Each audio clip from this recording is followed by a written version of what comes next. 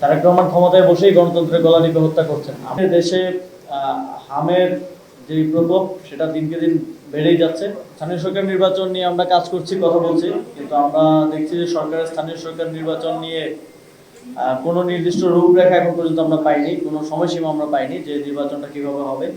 আমরা আশা করবো যে সরকার দ্রুত সময়ের মধ্যে, যেহেতু ধাপে ধাপে স্থানীয় সরকার নির্বাচন হয়, তাহলে একটা টাইমলাইন আমাদেরকে দেয়া যায় এই সময়ের মধ্যে সিটি কর্পোরেশন, এই সময়ের মধ্যে উপজেলা, এভাবে নির্বাচনটা হবে। এখন পর্যন্ত তারা যেটা বলছেন অতি দ্রুত, এখন দ্রুত তো 5 বছর হইতে পারে, 5 মাস হইতে পারে। তো আমরা একটা স্পষ্ট সময়সীমা দাবি করছি।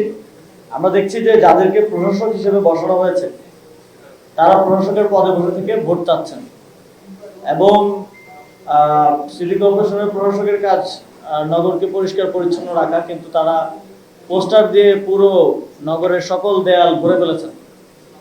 তো বিএনপি তো গণতন্ত্রের কথা বলে বলে বিগত 18 বছর 17 বছর রাজনীতি করতে আমরা দেখেছি, কিন্তু তারেক রহমান ক্ষমতায় বসেই গণতন্ত্রের গলা টিপে হত্যা করছেন। 200-র বেশি সার্ভিস ও ফিচারে লেনদেনের সব বিকাশ অ্যাপে সম্ভব। আমরা এর আগেও নির্বাচনের নিরপেক্ষতার স্বার্থে আমরা দাবি জানিয়েছি যে প্রশাসক যারা নিয়োজিত হয়েছেন তারা সেই সিটে বসে, প্রশাসকের চেয়ারে বসে নির্বাচন করতে পারবেন না। তারা যদি নির্বাচনে অংশগ্রহণ করেন তাহলে এটা নির্বাচনটা একদম স্টার্টিং থেকেই বিতর্কিত এবং একপাক্ষিক, এবং নির্বাচনে কোনো ধরনের লেভেল প্লেইং ফিল্ড থাকবে না।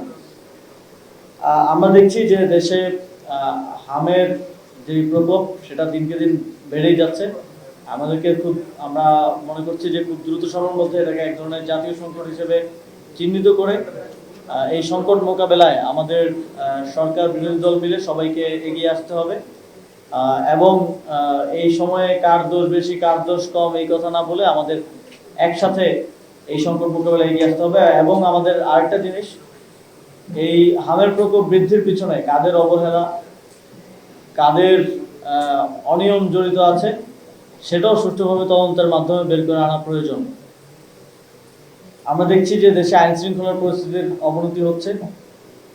আমরা বিগত অন্তর্বর্তী সরকারের সময় বারবার শুনেছি যে নির্বাচিত সরকার আসলে সব সমস্যার সমাধান হয়ে যাবে, আইন শৃঙ্খলা পরিস্থিতি অনেক উন্নত হবে। আমরা বর্তমান সরকার আসার পর স্বরাষ্ট্রমন্ত্রী থেকে বারবার শুনি যে কোনো মব চলবে না, আইন শৃঙ্খলা পরিস্থিতি খুব ভালো আছে, কিন্তু মাঠের পরিস্থিতি ভিন্ন।